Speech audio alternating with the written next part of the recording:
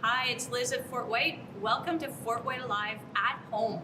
We're so excited to share this virtual programming with you while you're staying safe in your own homes. So stay tuned. Your Fort White Alive host is up next to guide you on your next adventure.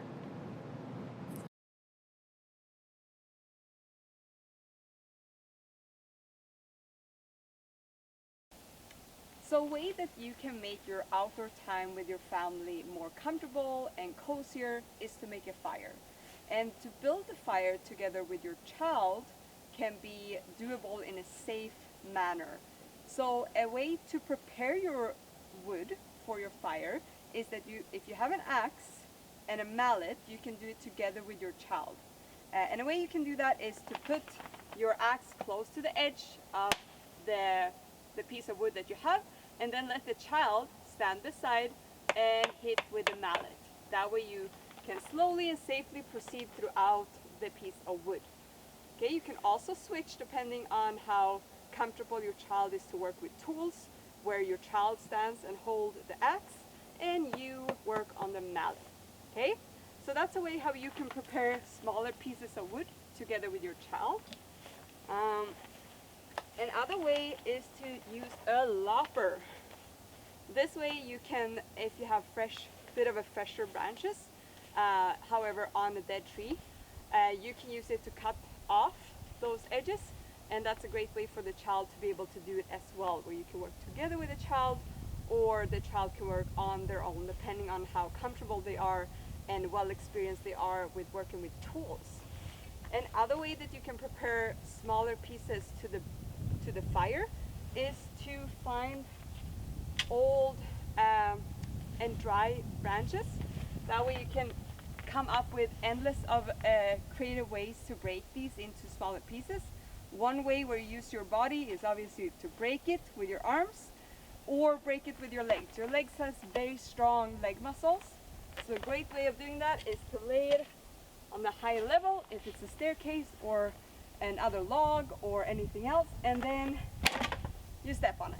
And it's also a lot of fun, so I think your child will enjoy that.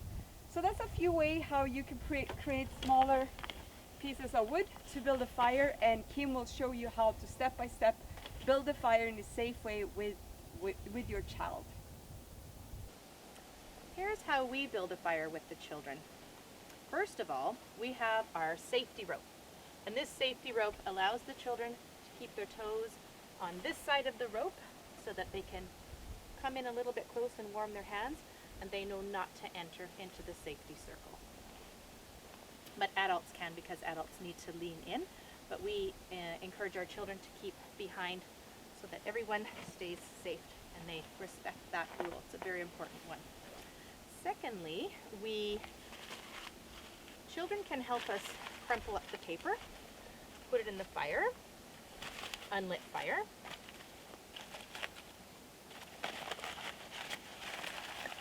Put in there. We have some toilet paper rolls with some lint. These are great fire starters. Children can put those on top. And then it is the adult's job to light the fire.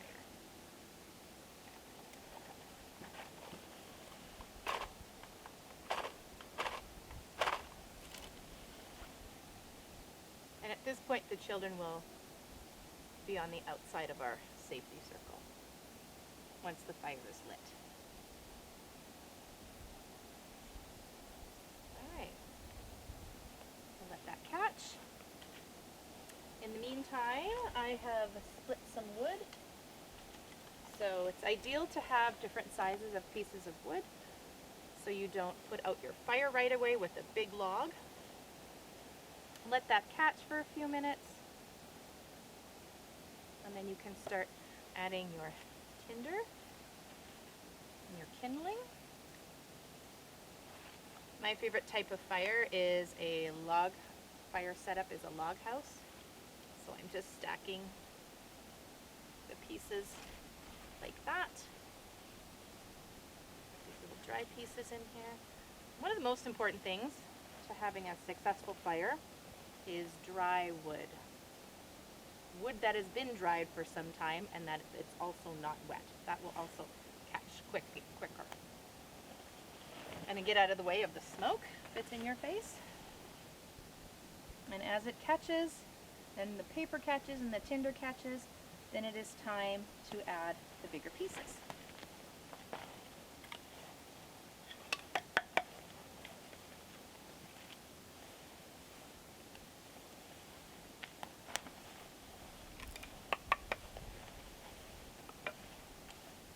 During our program, the children will come sit by the fire. They'll sit peacefully. We'll have conversations. We do our gathering time around the fire. We tell stories. It's a really nice time to reflect and be peaceful. At the end of your day, when you're tired and you've thoroughly enjoyed yourselves as a family, you need to put out your fire. So what we usually do, we have our handy dandy little stick here, and we break up the burnt pieces of wood, spread it around.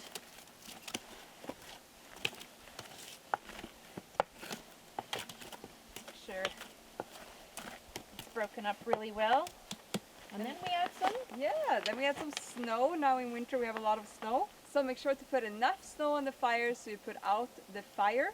If you don't have any snow around you, in summertime for example, you can use water to put the fire out, and then you're good to go.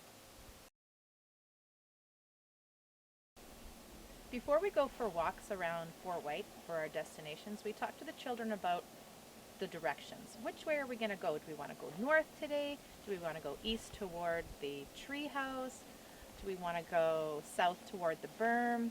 So that the children are familiar with using those terms east, west, north, and south.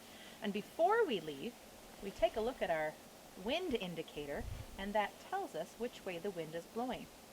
So right now, which direction do you think it's coming from, Victoria? I would say north. Yeah, this is a handy little piece of art that you can make for your own backyard. So when you look out your window and think, which way is the direction of the wind coming? So all it is a stick with some yarn hanging from a little string from the tree. And the children are very capable of watching and then suggesting which way the wind is coming from. And another way that you can learn the directions is to have landmarks in your backyard or around your neighborhood. So if you have some evergreen trees, maybe towards the south, you start to talk about that and mention that and learn that this is the direction towards south or north or whatever the direction it might be. So that can be a good idea to use your backyard as a starting point. Or even a park nearby, or your neighborhood in general. I know that my bedroom window faces east. There you go. And my living room window faces west. So it's easy to orient even inside the house. Another way that you can help yourself and your children learning how to navigate is to have landmarks. So landmarks could be really anything. At nighttime, it could even be the star constellations or certain stars. Other way, it could be, for example, if you, when you're on a walk and you play I Spy Nature with your family, your children, and I Spy Nature is such a great game in a way where you starting to look at details, especially when you start talking about color.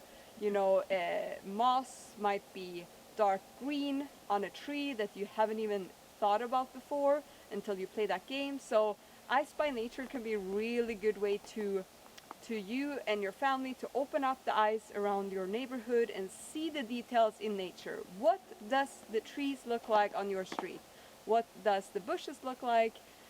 Certain rocks that are bigger that lays on the side of the road or whatever it may be. So those kind of ways, those kind of games and strategies can be great to get to know your area and find out landmarks. Speaking of landmarks, Kim, you have a great story about how you created a landmark in your neighborhood. I did. I was going for a walk one day, and I was wearing fancy shoes that I shouldn't have been walking in, and it would look like it was going to start to rain soon, but I needed to take my dog for a quick little jaunt around the neighborhood.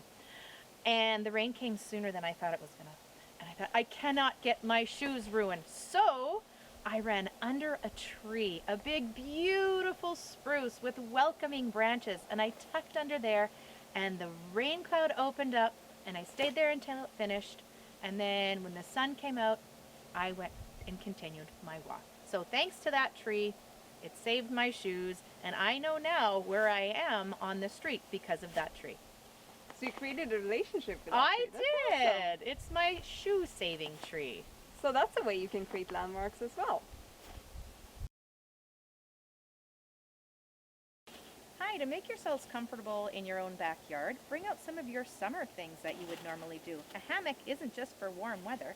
Our kids at Fort White love to swing in the hammock during the wintertime. And another way to make it comfortable outside is to build shelters of different kinds of way. And when we build shelter at forest schools, the purpose is not survivor skills, it is play, to make the play more, have some variation in the play, have different setups for play. And something that we do when it's very windy, for example, we would set up a wind wall or wind shelter. So what we have here is just a tarp, simple tarp, and we tie it up with ropes, super simple. And you can get very creative with these things. This one is obviously just a wall, but if you want to do a diagonal one and then set up with maybe logs, you can create some kind of wall with dry logs as well. Or when it comes to log, you can also build a shelter as a tree fort, where you lean it onto a strong tree and you lean a bunch of dry logs onto each other and create a tree fort like that. You can also create, when it rains, we have these over our picnic table, so it can rain, but we don't get wet. So shelters in different kind of ways can really make it more comfortable to be outside, and it can make you be outside in any kind of weather. So yeah, that can really make it fun in all kind of weather. So another kind of shelter that you can build with your child is a quincy. And it's so much fun just be able to build different shelters with different kind of materials. So this would obviously be snow, and then if you'd have tarp or wood, that you can build shelter in different kind of ways with different kind of materials. Is pretty cool. So when you build a quincy, you start piling up a bunch of snow. So it's a good thing if you're more than one person. So pile up a big pile of snow, let it sit for at least 1.5 hours, so it kind of freezes up a little bit, and then you just start digging. So have some kind of shovel. I have two just because this is very narrow. This one is great for just kind of getting the snow to come down. So you just start around, and then you can take the other one just to get the snow out of the quincy, like that. So if you start to empty the snow on the inside and you see that the walls are getting very light, it means that it starts to thin out. So leave that part and keep digging where it's kind of darker snow, so you're not creating a hole in the wall. And this, well, what we do here at Forest School when we build quincies is, once again, the purpose is not survivor skills, it is for play. So this is another way to provide a small space, tight room that create other kinds of plays. So it's just to be able to give some variation in your play outside. And one important note is that when you build a quincy and you leave it, you need to, if it's not in your backyard or somewhere where you know no one will access it, make sure to tear it down. So step on it, go up on it, make sure it falls down. And this is for safety reasons. So you don't want to leave a quincy open in case someone is in and another person is coming on the back end and they don't see that it's a quincy and they walk on top of it and an accident can happen. So make sure that you destroy it before you leave it. When you go outside, you can go on an animal track hunt, which means that you go outside and you look down, you put your spy eyes on, and you look on the ground and search for animal tracks. If you live inside the city and you have a backyard maybe, or even on the walkway, you could see potentially squirrel tracks, you could see some rabbit tracks, and if you live close to an area that has some trees, you're most likely to see some deer tracks as well, and probably dog tracks. I would guess, when you live in the city.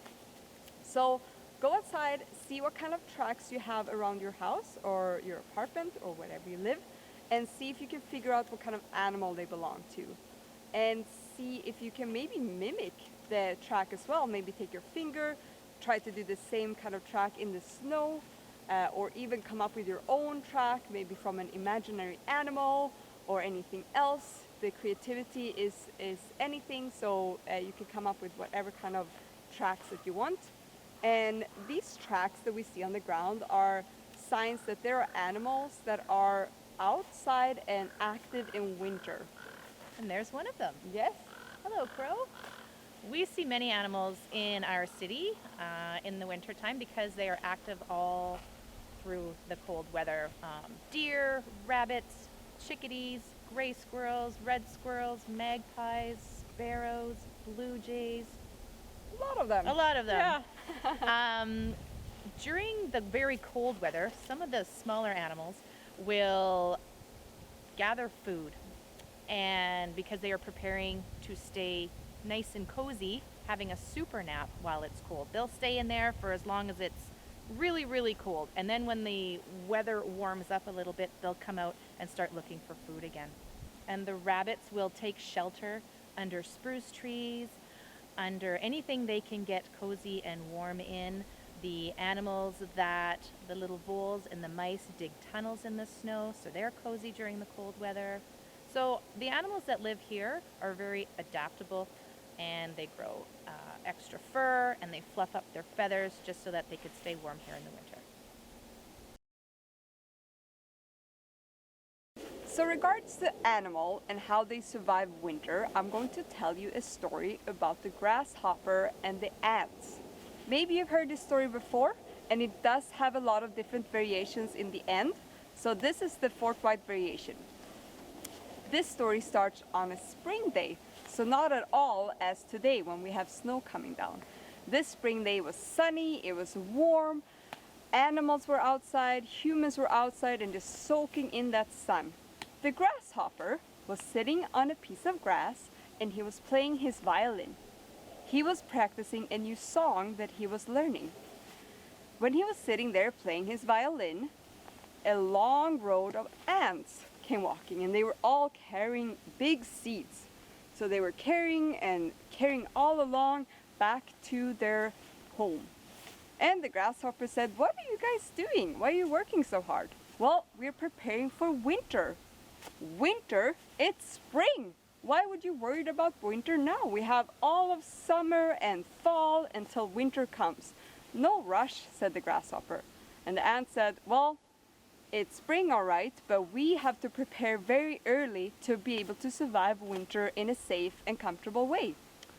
The grasshopper just shook his head and thought it was silly talk, so he kept playing his violin. A few months later, it was summer and it was a very hot day. The sun was right over his head, and he was even breaking a bit of a sweat when he was practicing a new song. When he was sitting there playing his violin, the ants came again, but this time they were carrying wheat. So they were all carrying wheat together. Some of them were carrying wheat 2 by 2, and others were carrying it all by themselves.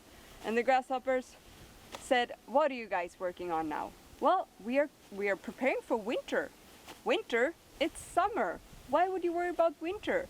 It's so nice and warm, and there's plenty of food around us. You don't need to worry about winter." "Well, we do like to prepare," said the ants, and they kept carrying their wheat. The grasshopper just shook his head and kept playing his violin. Then a few weeks later, it was fall. And the grasshopper, when he was playing a new song that he was practicing, he noticed that a leaf came down from the tree. When he was sitting there playing his violin, the ants came once again. This time they were carrying pieces of corn. So they were carrying these pieces of corn back to their home, and the grasshopper said, "Why are you guys worrying about winter?